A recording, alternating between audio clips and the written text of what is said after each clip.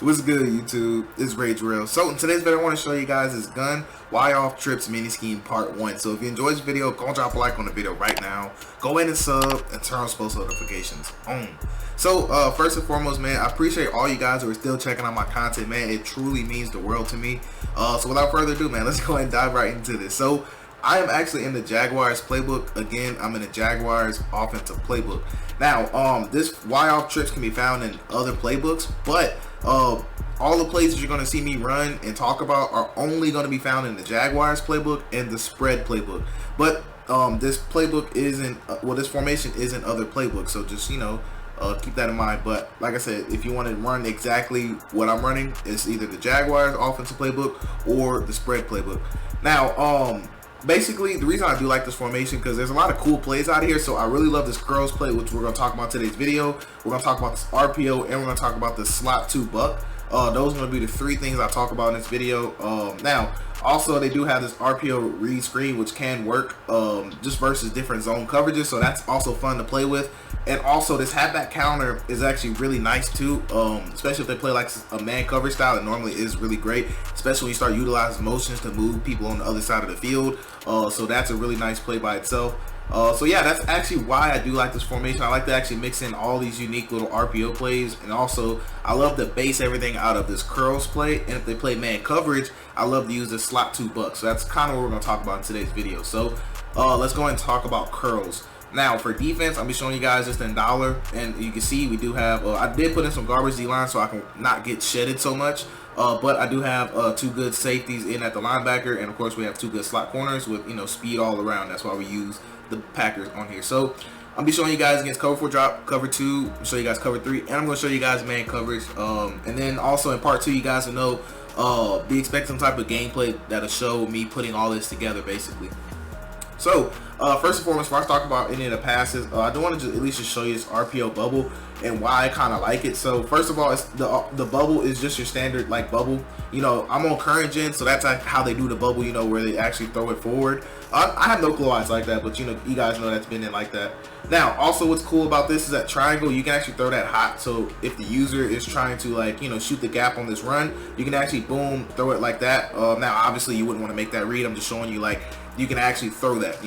Now another thing you can do too, if you want to make the read a little easier, what you can do, you can actually motion this guy out, which is pretty cool. So he'll go out a couple steps, so now it'll make it a little harder on the user to actually get there. So boom, maybe we'll come here, and now that time of course we caught it, but you kind of get the idea. So basically you'll be picking on the user. So if the user wants to sit and guard this tight end basically, then we'll just hand it off, and we'll take our yards. So let's say, I don't know, the user shoots on triangle, right? So then boom, we'll hand it off. That's exactly how that works. So I don't know, I think it's kind of cool. Also now one thing I kind of was playing around with too is with this motion. So if you motion them, notice how we are able to motion them on the RPO, and it actually turns into this little hitch.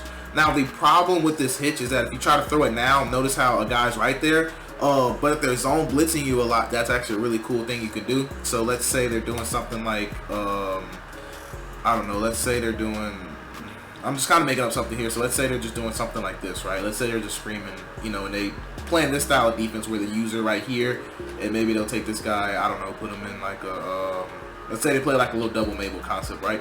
So let's say they're doing something, something like this where a user and this guy or something, and they're actually getting, pressure on you or something. So if they're doing something where they're zone blitzing, I actually really love to use the RPO. So first of all, you can run it this way and hit the swing route, but you can also motion this guy. You can still throw this R1 route too, which is really cool. But now we actually have basically things we can hit right off the gate. So notice how that's right there, the spy actually goes crazy, but you get the idea of what I'm saying. You actually have that option available if it's open, so in this particular defense it's not. Now what's cool is also with this, I wanted to say too, is that you can actually get this bubble open. So all you have to do kind of is hold the ball. Now I actually haven't tested it out in the game, I'm going to test it out, but if we double tap whatever receiver icon, is actually going to do a pump fake, and what that pump fake is going to do is going to allow us an extra second to throw the ball. So kind of notice I'm a double tap circle, and then actually now I have an extra second to throw the ball basically. So that's something I was playing around with. I haven't brought it to the game. I don't know if it's going to be a penalty yet, but these are going to be the things I talk about in part 2. I just kind of wanted to just show you guys, just really quick about that. Now moving forward, because I want to show you guys this passing concept. So what I love to do is take square, put them on a streak. I love to take X, put him on a drag. I like to take circle, put him on an in route, and I like to take triangle and actually put him on a swing route. So I love to set it up just like this.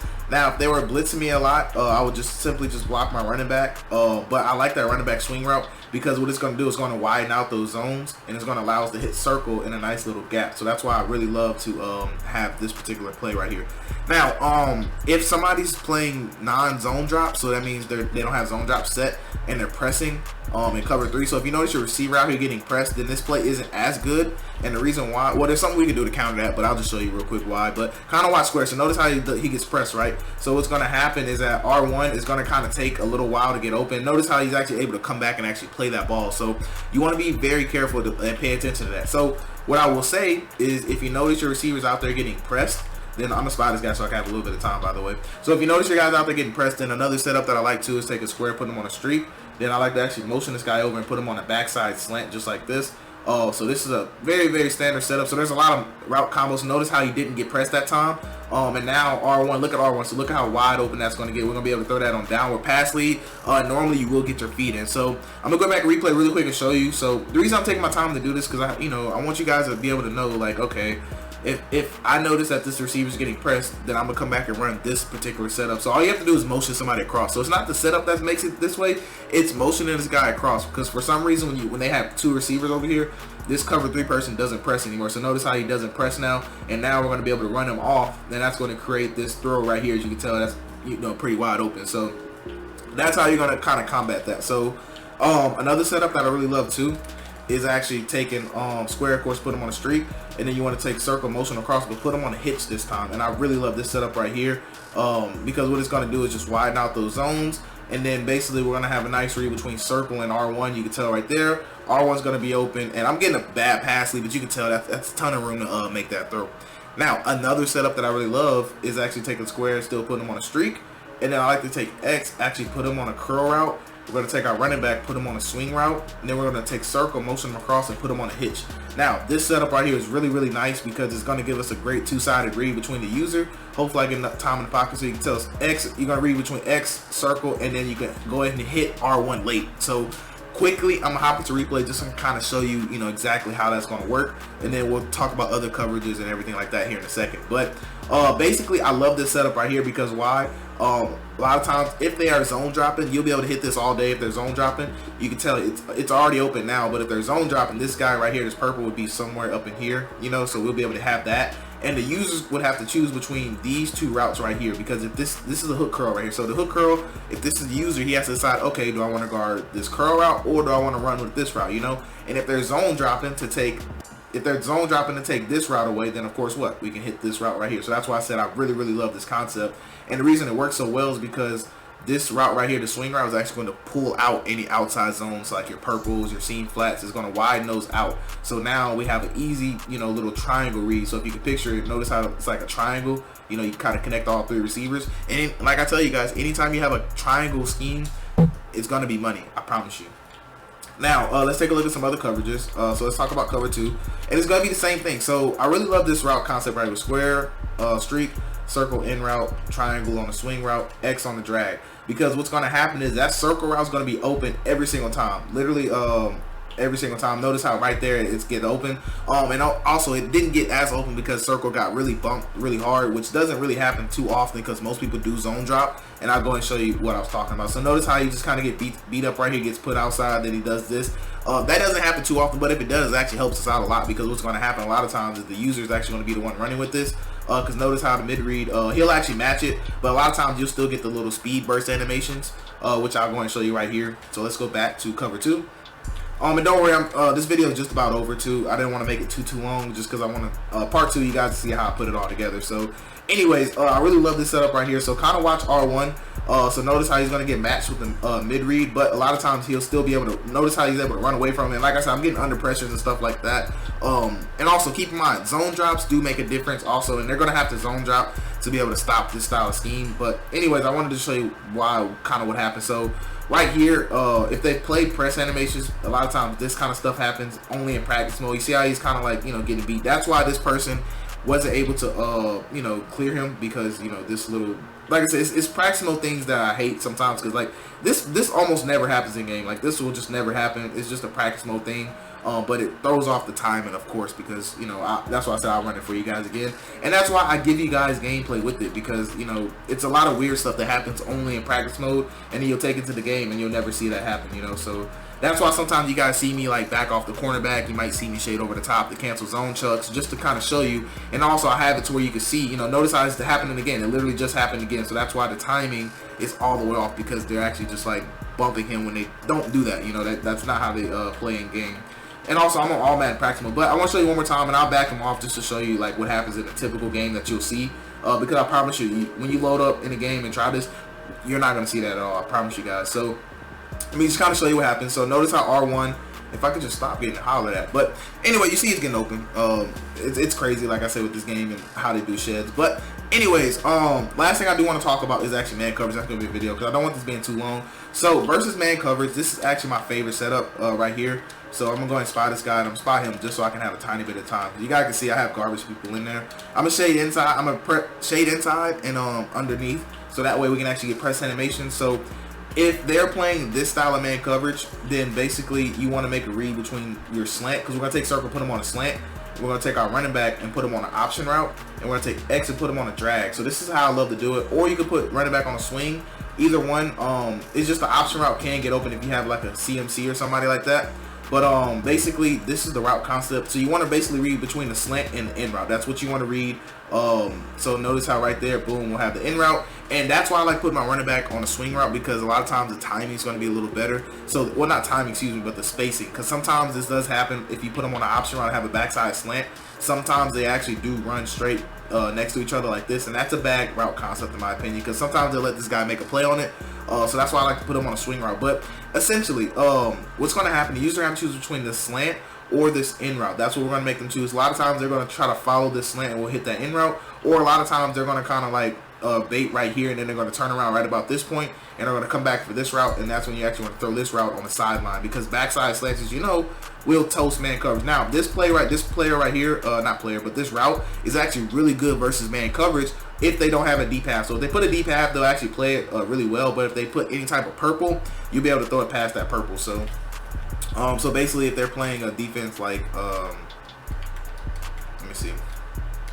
So if they're playing a defense that looks like this or something like that, you can still actually throw this R1 route, which I'll go ahead and show you that now. So let's go to slot to buck.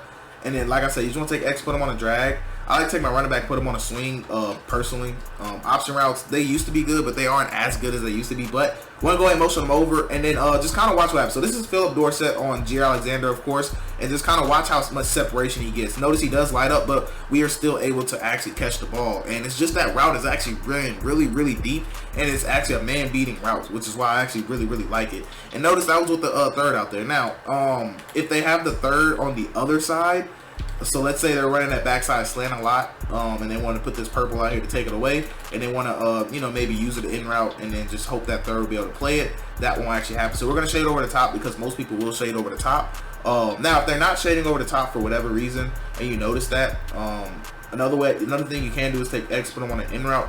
You can smart route is in route, and I would actually run it like this, and I would take triangle and put them on an option route. So if you notice that they're playing one high safety or double purples, but they're not, you know, but they're pressing. So if they're playing something like this, but they're playing like, you know, inside underneath or something like that, what I suggest you do is do a route concept that looks like this. So because we want to bank on the fact of that streak actually beating his man. So I would put my best receiver out there.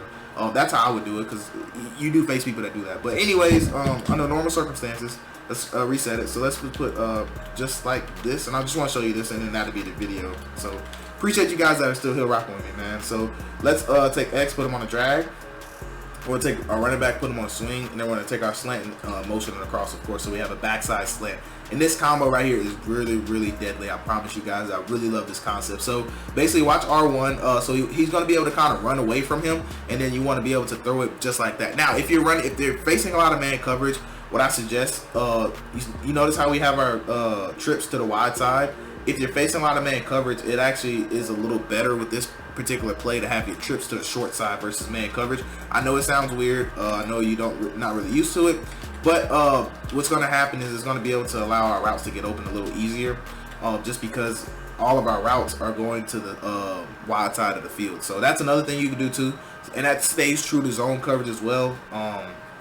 but it just looks, it's a lot cleaner when you want to run the RPOs. That's when you actually want to have your trips to the wide side. But if you're not running RPOs, then you don't really need that. So last thing, I promise, and that's the video. Appreciate you guys that are still here. Just wanted to kind of show you, that it gets open a little easier if you have a lot more space to the field. So notice how now he's able to run his route, and now look at it. Now look at how much space we have out there to actually throw that ball. So if you want to get that route open, just move the trips to the short side, and then you'll be good. But anyways, that's a wrap up for part 1. Drop a like, and that lets me know if you guys want to see a part 2 where I take this scheme into game and show you exactly how I like to run it. But anyways, I do hope you guys have a blessed day. I'm Rage Real, and I'm out.